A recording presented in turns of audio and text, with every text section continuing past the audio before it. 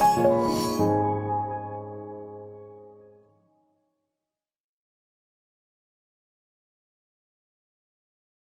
लोग क्या करते हैं, एक बार फेल हो गए, 2 बार फेल हो गए, 3 बार फेल हो गए, और फेल होने के बाद में हम क्या करते हैं, हम छोड़ देते हैं उस काम को, हम नहीं चाहते उसको आगे बढ़ाना और जल्दी हार मान जाते हैं। लेकिन दुनिया में कुछ लोग ऐसे हैं जो हारते ही नहीं, कभी वो हारते ही नहीं, उनको बार बार गिराया जाता है, फिर उठ के आ जाते हैं, फिर उनको बहुत जोर से गिराया जाता है, फिर उठ के आ जाते हैं। आज मैं बताने जा रहा हूं KFC के जो मालिक है कर्नल सैंडर्स, उनके बारे में। और कई बार मैंने इसके बारे में बच्चों से बात भी की ऑफलाइन क्लासेस के अंदर। मतलब इतना खतरनाक संघर्ष की एक आदमी सुन के ही उसका दिमाग फट जाए, इतना खतरनाक संघर्ष की एक आदमी जो है ना, आम आदमी, वो तो बिल्कुल हिल के रह जाए, बोला भाई ये नहीं हो सकता, इतना तो मैं नहीं कर सकता, मैं तो इसके आसपास भी नहीं पहुंच सकता।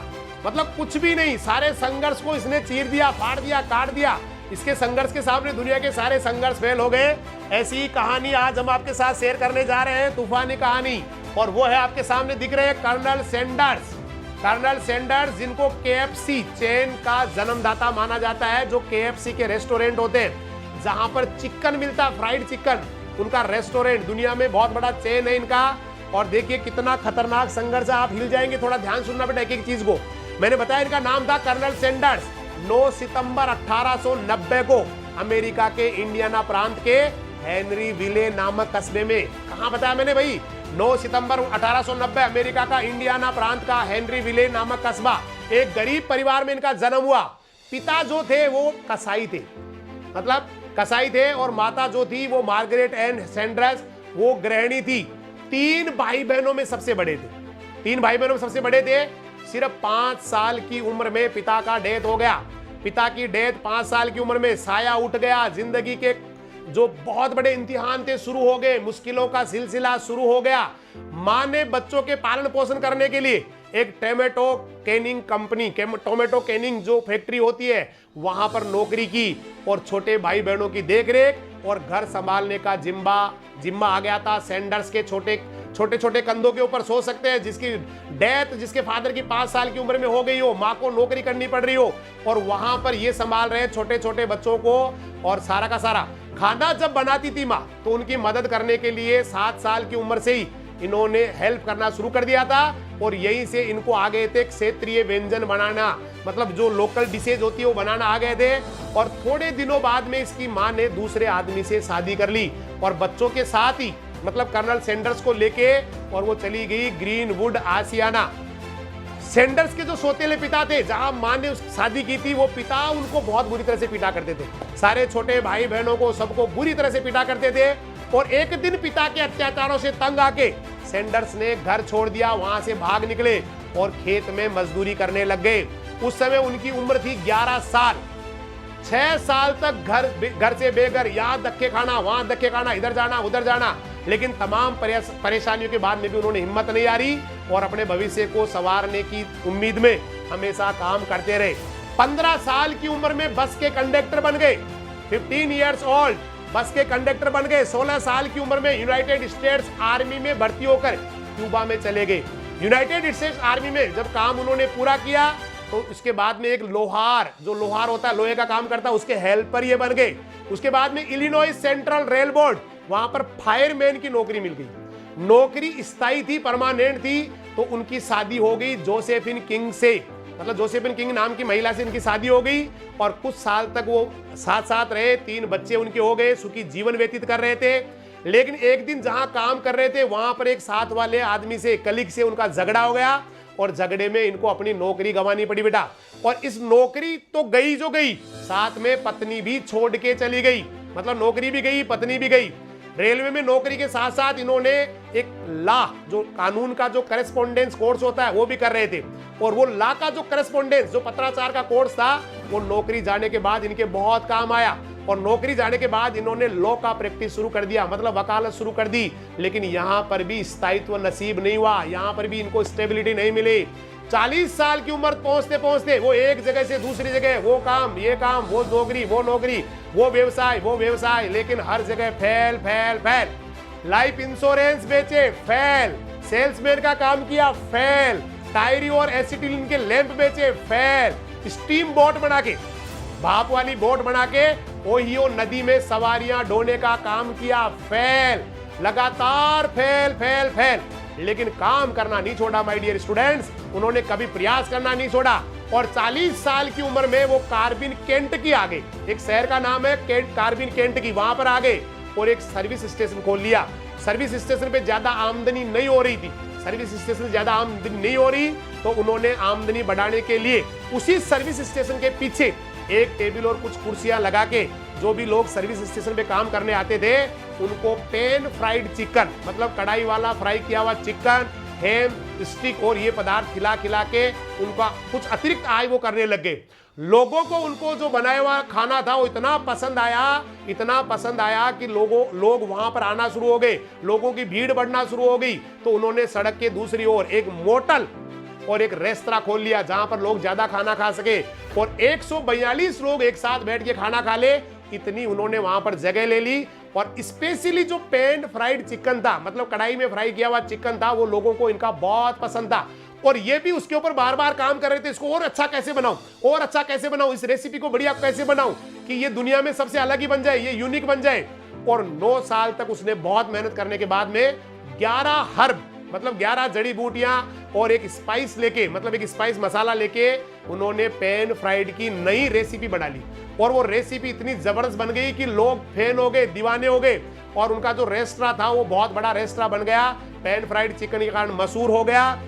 और चूंकि ये जगह केंट की थी तो चिकन जो था वो वहां के जो गवर्नर थे केंटकी के, उन गवर्नर साहब को इतना पसंद आया उनका बनाया हुआ चिकन कि 1935 में सैंडर्स को कर्नल की उपाधि दे दी गई। 1935 के बाद में इनको कर्नल के नाम से जानने लग गए। इनका रेस्तरां बहुत अच्छा चल रहा था बेटा, लेकिन रेस्तरां चलते चलते, क्योंकि रेस्तरां क्यों बढ़िया चल रहा था, क्योंकि वो फ्लोरिडा वाले हाईवे के ऊपर था, वहां से जो भी गुजरते थे उनकी नजर रेस्तरां पे पड़ती थी, उस रेस्टोरेंट पे पड़ती थी और उधर ही आ जाते थे। यही चलता रहा, लेकिन फिर आ गई मुसीबत। 1950 का दशक आया, 1950 का जो डिकेड्स आया, वहां पर एक अप्रत्याशित मुसीबत आ गई, एक अनएक्सपेक्टेड प्रॉब्लम आ गई। फ्लोरिडा जाने वाला जो हाईवे था उसका नया हाईवे बन जाने से वहां से होकर जाने वाली गाड़ियां बंद हो गई और सैंडर्स का व्यवसाय बहुत बुरी तरह से प्रभावित हो गया और वो बिल्कुल बर्बाद हो गए, कर्ज में डूब गए। उनके पास कोई चारा नहीं था, आखिरकार उनको रेस्टोरेंट को बेचना पड़ा और कर्जा चुकाने के बाद सोसाइटी सिक्योरिटी, जो सोशल सिक्योरिटी होती है, वहां से उनको पूरा कर्जा चुका दिया। जो भी था वो अपना रेस्टोरेंट बेच के सारा कर्जा चुका दिया, लेकिन $105 का चेक उनके पास बच गया था, बाकी सब कुछ बर्बाद चला गया। 65 साल की उम्र हो गई। सोचिए एक इंसान जो फेल होता जा रहा है जिंदगी में, फर्स्ट से लेके 65 साल की उम्र तक, मतलब पारिवारिक देख लीजिए, नौकरी देख लीजिए, कुछ भी कोई भी काम किया फेल होता जा रहा है। और 65 साल तक जो आदमी फेल हो रहा है, $105 उसके पास बच गए, बस वही उसकी जिंदगी थी, वही उसकी पूंजी थी, कुछ भी नहीं इसके अलावा। बस इसी सोशल सिक्योरिटी के $105 के साथ इन्होंने अपनी जिंदगी चलाना शुरू कर दिया। लेकिन जिंदगी चले कैसे, $105 लंबा नहीं था, कोई बड़ा रकम नहीं था और उनके पास पूंजी भी यही थी। तो उन्होंने एक दिमाग में उनके विचार आ गया, क्यों न हम ऐसी कोई वस्तु काम में ले हैं जो बहुत ही बढ़िया हो, जो उनके पास है, क्यों ना उनके अंदर कोई क्वालिटी या कोई चीज ऐसी कोई हो जिसका यूज करके और हम पैसा कमाए। और उनके पास तो आपको पता है क्या क्वालिटी थी, एक ही क्वालिटी थी, फ्राइड चिकन की रेसिपी। फ्राइड चिकन की जो रेसिपी उन्होंने बनाई थी वही उनके पास थी, जिनके दम पे ये अब कुछ कर सकते थे। उन्होंने फ्राइड चिकन की रेसिपी के स्वाद पर उनको पूरा भरोसा था कि लोगों को ये जीत लेगी, लोग इसके दीवाने हो जाएंगे। और उन्होंने केंटकी फ्राइड चिकन, जो जिसको आज हम लोग KFC के नाम से जानते हैं, स्क्रीन पे आपको दिख रहा है, केंटकी फ्राइड चिकन के नाम से इन्होंने रेसिपी की फ्रेंचाइजी बनाई। मतलब आप जो है ना इससे जुड़ सकते हैं, भाई फ्रेंचाइजी ले लीजिए, हम आपको रेसिपी बताएंगे कैसे बनाते हैं और बदले में आप जो है ना हमें कुछ रॉयल्टी देंगे, कुछ पैसा देंगे, परसेंट देंगे। बस यही दिमाग में था। इन्होंने केंटकी फ्राइड चिकन के नाम से पूरी फ्रेंचाइजी बना के बेचने का इरादा कर लिया। फिर अपनी कार पे अमेरिका में, कनाडा पे निकल गए, जा के किसी रेस्तरां वाले से बात करते, रेस्टोरेंट वाले से, भाई साहब हम आपको रेसिपी देंगे, क्या आप हमें कुछ इसके बदले में पैसा देंगे, फ्रेंचाइजी देंगे। तो उन्होंने 600 प्रांतों का दौरा किया गाड़ी लेके, 600 स्टेट्स, हजारों रेस्टोरेंट मालिकों से संपर्क किया, लेकिन हर आदमी ने रिजेक्ट बोला, पागल है क्या, कुछ नहीं होना तेरे से, बस ऐसे ही है। हजारों आदमियों ने उनको रिजेक्ट कर दिया, मजाक उनका उड़ाया गया, लेकिन वो विचलित नहीं हुए। मुझे पता है अच्छा होगा एक दिन, मुझे पता है एक दिन मेरी ये जो रेसिपी है दुनिया में धूम मचाएगी। 1008 रेस्टोरेंट के मालिकों ने उनको रिजेक्ट कर दिया बेटा, 1008 आदमियों ने रिजेक्ट कर दिया। लेकिन कहते हैं ना कभी बेटा संघर्ष का अंत होता है, और 1090 रेस्टोरेंट के मालिक ने उनका प्रस्ताव स्वीकार कर लिया। और ये थी केंट की फ्राइड चिकन की पहली फ्रेंचाइजी जो 1090 आदमी ने ली थी। और उस रेसिपी से उस रेस्टोरेंट जिसने उसकी फ्रेंचाइजी ली थी उसकी बिक्री इतनी ज्यादा बढ़ गई कि दूसरे बाकी जो रेस्टोरेंट के मालिक थे उन्होंने भी फ्रेंचाइजी लेना शुरू कर दिया, और शुरू हो गई थी KFC रेस्तरां की चेन। ये विश्व का पहला रेस्टोरेंट चेन था जो इंटरनेशनल लेवल पे फैल गया था। और 1964 आते आते 1964 आते आते अमेरिका और कनाडा में KFC के लगभग 600 आउटलेट खुल गए थे बेटा, 600 अमेरिका और कनाडा में। इसके आउटलेट फिर इंग्लैंड में खुल गए, मैक्सिको में खुल गए, जमैका में खुल गए, और अभी तो इंडिया में खुल गए। बल्कि यूं कहे कि कम से कम 87 कंट्रीज वर्ल्ड के ऐसे हैं जहां पर ये खुले हुए हैं। और 1964 में सैंडर्स ने $2 मिलियन, $2 मिलियन, बहुत बड़ी रकम होती है बेटा। इस $2 मिलियन में इन्होंने KFC का जो केंट की फ्राइड चिकन का जो फ्रेंचाइजी का जो कॉर्पोरेशन था उसको बेच दिया। लेकिन फिर भी वो आजीवन इसके वेतनिक ब्रांड एम्बेसडर रहे, मतलब इनको ब्रांड एम्बेसडर बनाया गया, इनको इसका वेतन भी मिलता था। और वो ही कर्नल सैंडर्स 16 दिसंबर 1980 को ल्यूकेमिया कैंसर से इनका डेथ हो गया। लेकिन आज भी वो स्टार आइकन है KFC के रूप में। आप सोच सकते हैं एक आदमी कितना संघर्ष कर सकता है। आप एक विचार कीजिए बेटा, कितना कहां से शुरू करके कहां पर आ गया, और वो भी 65 साल की उम्र के बाद। देखिए सफलता इनकी शुरू होती है 65 साल की उम्र के बाद। अब लोग सोचते हैं मैं क्या कर सकता हूं, मेरी तो उम्र 40 हो गई है, मेरी तो 50 हो गई है, मेरे बस की बात नहीं है। लेकिन जिस किसी ने इस कहानी को देख लिया, जिस किसी ने इस स्टोरी को देख लिया, मुझे लग रहा है उसको 80 ईयर्स की उम्र में भी काम शुरू कर देना चाहिए, क्योंकि कोई भी उम्र नहीं होती अच्छे काम की। हम लोग ये सोचते रहे भाई ये उम्र हो गई अब तो नहीं हो पाएगा, मैं तो 40 का हो गया अब कुछ नहीं कर पाऊंगा, 50 का हो गया कुछ नहीं कर पाऊंगा, 60 का हो गया। तो भाई मुझे लग रहा है वो लोग गलत सोच रहे हैं। आदमी कभी भी किसी भी समय किसी काम को शुरू करके गदर मचा सकता है, और ऐसा ही गदर मचाया था कर्नल सैंडर्स ने।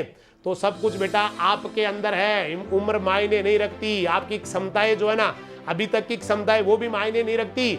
एक ही चीज मायने रखती है कि आप सोचते क्या है, कितनी बार हारने के बाद में खड़े हो जाते हैं, गिरने के बाद में खड़े हो जाते हैं, ये सबसे इंपॉर्टेंट होता है। तो आप भी बेटा अपने आप को ऐसा ही बनाइए, मुझे भी दुनिया में चैंपियन बनना है। जब वो बन सकता है इतना फेल होने के बाद में, तो मैं तो बहुत ही ज्यादा इंटेलिजेंट हूँ। अभी तो मेरे पास टाइम भी बहुत सारा है। जब वो आदमी इतने से कम समय में इतनी ऊपर जा सकता है, तो मेरे पास तो टाइम भी बहुत है, मेरे पास तो एनर्जी भी बहुत है, मैं उनसे ज्यादा इंटेलिजेंट भी हूँ। मेरे अंदर खूबियां, क्योंकि हर इंसान खूबी के साथ दुनिया में आता है। कुछ लोग अपनी खूबी को जान जाते हैं, कुछ लोग नहीं जान पाते हैं। जो जान जाते हैं वो गदर मचाते हैं, जो नहीं जान पाते उनके ऊपर लोग गदर डाल देते हैं, मतलब उनको दबा दिया जाता है, वो कोई काम के नहीं होते। इसलिए भाई खूबी तो आपके अंदर है, एक नहीं दो नहीं 1000 खूबियां हैं, बस उसको पहचानना है और बदलना है उसको अपने। क्योंकि देखिए एक चीज हमेशा, कोई आदमी, एक आदमी थे बहुत ही ग्रेट, सामोद से मेरे को उन्होंने फोन किया, बोला सर, वो मेरे से यूं बात कर रहे थे, मुझे बहुत गजब लगी उनकी बात कि सर एक बार किसी आदमी को हम ले जाके समुद्र में डाल दे, पानी में, नदी में डाल दे और उसको अंदर डाल दे, तो वो आदमी क्या करेगा? बोला वो अपना 100% पावर लगा देगा, पूरी शक्ति लगा देगा अपने आप को पानी में से बाहर निकालने के लिए, अपनी जिंदगी बचाने के लिए। बस जिंदगी का सबसे बड़ा फलसफा यही है, जिंदगी का सबसे बड़ा जो बेस्ट क्लू है लाइफ का, वो यही है कि आदमी को अपनी बेस्ट, हम सोच रहे भाई क्यों करें, हम पूरी क्षमताएं क्यों यूज करें यहाँ, अभी तो मुझे बहुत काम करना है। अरे भाई जब यहाँ तो पूरी ताकत लगा देगा, पूरी अपने आप को ये मान ले कि मुझे नदी में डूब रहा हूं मैं और मुझे वहां से बचना है, उसके लिए पूरी जान लगा देते लोग, ये करते वो करते, तड़पते हैं, कुछ भी करते हैं। अगर इतनी ताकत आपने इसके ऊपर लगा दी ना, अपने फोकस के ऊपर, जो चाहते हैं आप, भाई IAS नहीं, उससे बड़ा भी यूएनओ का महासचिव, जनरल सेक्रेटरी बन जाएंगे बेटा आप। यूएनओ के जनरल सेक्रेटरी बन जाएंगे जिस दिन आपने पूरा पावर लगा दिया, पूरी क्षमताएं पूरी यूज करके एक जगह लगा दी, बस ये है मेरा बेस्ट, उस दिन आप बेस्ट कर जाएंगे। तो मुझे लग रहा है आपको पसंद आई होगी। अगर आपको पसंद आई तो प्लीज इसको, वीडियो को जो है लाइक और सब्सक्राइब, मतलब लाइक और शेयर जरूर करें, सब्सक्राइब करें। और फिर से हम कल बात करने वाले किसी और ग्रेट पर्सनालिटी की, आपके जीवन के बारे में। आपको सफल करने के लिए क्या क्या प्रयास हो सकते हैं, स्टडी नहीं है, उसके लिए ये प्रयास भी जरूरी है, आपको अपनी ताकत याद दिलाना भी जरूरी है। क्योंकि विगत में जितने भी महान लोग हुए, कहीं ना कहीं उनको इंस्पिरेशन मिली है उनके परिवार से, उनके रिश्तेदारों से, उनके गुरु से, और वही लोग गदर मचा के। जीवन आपका अच्छा हो, बहुत ही आदर्श आप लोग बने। बहुत बहुत धन्यवाद बेटा। जय हिंद, जय राजधानी, नमस्कार, सत श्री अकाल, सब्बा खैर, वाहे गुरु दी फतेह, खुदा हाफिज, अल्लाह हाफिज, राम राम।